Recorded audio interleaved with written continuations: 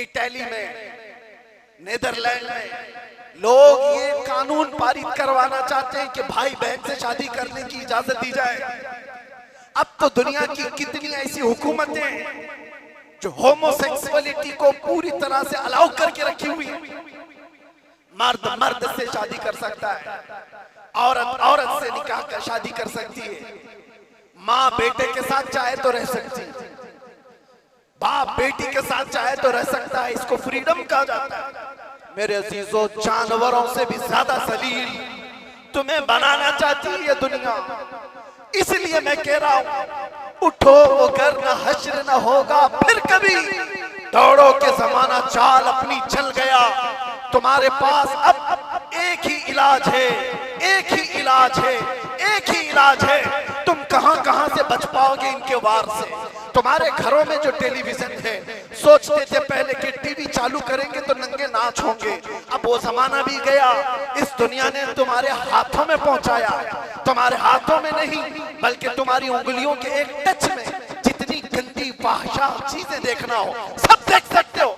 तुम्हारी आंखों की हया खत्म, तुम्हारे दिल का सुरूर खत्म, तुम्हारे रूह का नूर खत्म, सब चीजें छीन ली गई। और तुम कहां कहां बच पाओगे, कहां कहां बच पाओगे, कैसे कैसे इन वारों से बच सकते हो। एक ही इलाज है, एक ही इलाज है जिसको इकबाल ने 10 साल अपनी मेहनत के बाद कहा था। वो इलाज ये है कि मोहम्मद से वफा तूने तो हम तेरे हैं। ये जहां चीज है क्या, लोहो कलम तेरे हैं।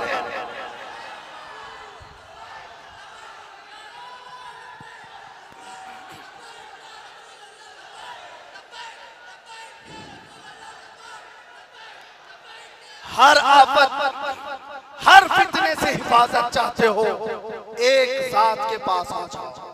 बुलहवस सुन, सीमौसर की बंदगी अच्छी नहीं, उनके दर की भीख अच्छी, सरवरी अच्छी नहीं। उस जमाने के जो सहाबा, मेरे अजीजों, अक्ल के बादशाह थे वो लोग, तिजारत के बड़े हुनरमंद लोग थे। बारगाह मुस्तफा सल्लल्लाहु अलैहि वसल्लम में यूं ही नहीं आए थे अपना सब कुछ छोड़ छाड़ करके। आपको पता है मक्का से जब हिजरत करके साहब आए थे किस किस अंदाज से आए थे। एक सहाबी ऐसे हैं, उनकी माँ ने कहा था अगर तुम जाओगे तो सारी जायदाद तुम्हारी खत्म कर दी जाएगी। कहा अभी के अभी लिख लो, जाना है तो मदीने जाना है। 27 साल का जवान है, 27 साल का जवान, और इतने मालदार घराने से कि वो खुशबू लगाकर चलते थे तो पूरे मक्का की गलियों में खुशबू, लोग सूंघ करके पहचानते थे। माँ ने कहा जाना है तो फिर जायदाद नहीं दी जाएगी। कहा मंजूर है, सब छोड़ दिया। जाने लगे तो माँ ने कहा जो तुम्हारे जिस्म पर कपड़े हैं ये भी हमारी कमाई के हैं, उतार के जाओ। उतार दिया, टाट के कपड़े पहन लिए, कांटे ऊपर से लगा दिए। कहा खुश हो, ले लो तुम्हारी दुनिया, तुम्हें मुबारक, मैं मेरे मुस्तफा के कदमों में खुश रहूंगा। निकल गए तो इतने पर भी काफी नहीं, पैसे वाला घराना था। माँ और बाप और उनके खानदान ने पैसे देकर गुंडों को खरीदा और कहा हमारा बेटा मदीने निकला हुआ है, बीच रास्ते में उसको पकड़ो, इतना मारो कि वो वापस आ जाए। माँ और बाप अपने बेटे को मारने के लिए गुंडे भेजे और वो गुंडे आए, नौजवान को इतना मारा कि नाक फट गई थी, पूरा खून खून हो गया, चलने के काबिल भी नहीं रहा। वो डाकू और गुंडे थक गए और कहा कि चल वापस चला जा अपने घर, हम मारना छोड़ देंगे। उस नौजवान ने कहा अब तो तुमने और भी मुश्किल कर दिया है, और भी मुश्किल कर दिया है। इस दर्द को सहने के बाद अगर मैं वापस चला गया तो मुझसे बड़ा बुज़दिल कौन होगा। अब तो मैं वापस नहीं जा सकता। 9 दिन का लंगड़ लगड़ करके सफर किया, मदीने पहुंचे। अल्लाहु अकबर, कौन सी चीज थी जो उनको इस तरह खींची खींची लाती थी। मार भी खाया, जायदाद भी छोड़ी, घर भी छोड़ा, वालिदैन भी। और इधर साहबा कहते मगरिब का वक्त था, अजान हो चुकी थी, सब मस्जिद नबवी की तरफ जा रहे थे। मेरे आका सल्लल्लाहु अलैहि वसल्लम मस्जिद के बाहर है। अचानक हुजूर तशरीफ लाए बाहर तो साहबा भी बाहर, हुजूर अपनी गर्दन ऊंची कर करके मोहब्बत नहीं है तो हो जाएगी और अगर है तो बढ़ जाएगी। हज़रत शाह अब्दुल हक देहलवी कौन है जानते हो आप? 12 साल मदीने में रहे। कितने साल? मैं की रवायत पेश करके आगे बढ़ रहा हूं। 12 साल मदीने में रहे। कितने साल? पूरा मजमा बोले कितने साल? 12 साल।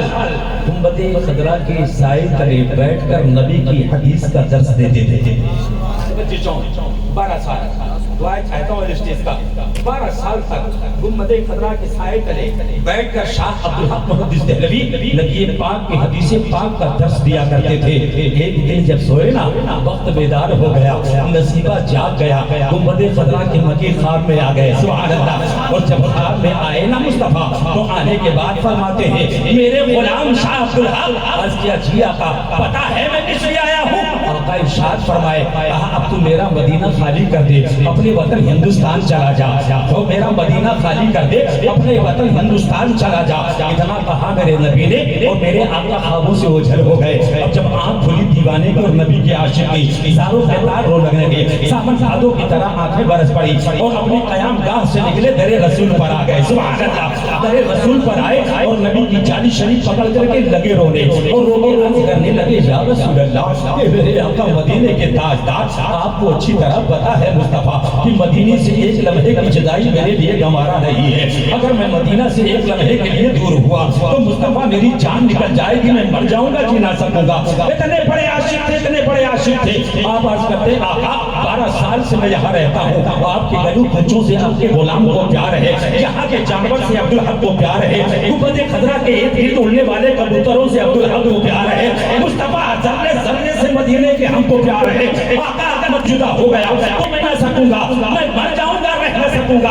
आपके इश्क़ रसूल का ये आलम था, हदीस पाक मुस्तफा का गुंबदे खदे से तले देते, मगर आपके इश्क़ का मकाम अपनी दाढ़ी शरीफ समेत के दरे नबूवत पर झाड़ू दिया करते थे, नबरू दिया करते थे।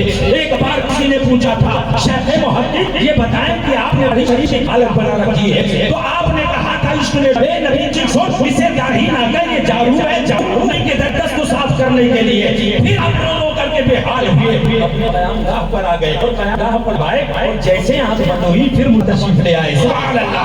फिर नबी आए, कहा मेरे गुलाम अब्दुल हक, मैंने तुझसे कहा था ना कि मदीना खाली कर दे। कहा आका क्या करूं, कैसा दूं? अपने गुलाम भी कहते और मेरी बात ही सुनता है। अर्ज करते हैं, आका मेरी क्या मजाल जो मैं आपको बुला सकूं? आका मेरी ये मजाल नहीं है, मगर मुस्तफा अरीसा ये कि मदीना से मुझे बड़ा प्यार है, गुंबदे खदरा से बड़ा लगाव है, यहाँ के दरिंदों से मुझे प्यार है, यहाँ के परिंदों से मुझे प्यार है। आका अगर मैं मदीना खाली करके गया तो मेरी जान निकल जाएगी, मैं जी न सकूंगा। एक लम्हा मेरे आका मदीने के ताजदार मुझ पे करम फरमाए, तो नबी फरमा रहे हैं, ए मेरे गुलाम शाह अब्दुल हक, अब तेरी मोहब्बत के सिलसिले का वक्त आ गया। मेरे गुलाम शेख शाह मुहद्दिस, अब तेरे मोहब्बत का सिला देने का वक्त आ गया है। ये तो बता दे, यहाँ रहकर तू देखता क्या है? आका गुंबदे खदरा देखता हो, जाली शरीफ देखता हो। मेरे आका इसीलिए तो मैं कह रहा हूँ कि अगर याद रख तुम जाऊंगा। मेरे नबी फरमाते हैं, मेरे गुलाम अब्दुल हक यहाँ रहेगा तो गुंबदे खदरा देखेगा, अपने वतन दिल्ली चला गया तो रोज नबी का चेहरा देखेगा, रोज नबी का चेहरा देखेगा। सुभान अल्लाह। उस वक्त से लेके जाहिरी जिंदगी तक रोज यार जो भी का रुखे ज़ेबा देगा। सुभान अल्लाह, क्या बात। मेरे आका तो फरमाते हैं, इन्नी अरा फिल मनामी, हदीस पाक में भी फरमाते हैं, मेरे गुलाम ने मुझे ख्वाब में देखा ना, तो उसका नसीबा ये है कि एक वक्त ऐसा आएगा कि मैं रूबरू से अपने शहर जो है रुखे ज़ेबा की ज़ियारत कराऊंगा। तवज्जो करना। इमाम सुयूती रहमतुल्लाह अलैह ने एक रिवायत और दिया है, मैं आपको बताऊं, मगर उससे पहले दुरूद शरीफ की बात सुनाए। सुभान अल्लाह। मेरे आका सल्लल्लाहु अलैहि वसल्लम इज़ा के बाग पर एक बात करें, अगर बात समझ में आई तो यहाँ से लेके वहां तक ले लो। ऐसे नहीं, ऐसे नहीं, ऐसे नहीं। यही खामोशी है जो आज मेरे सब ले आई है।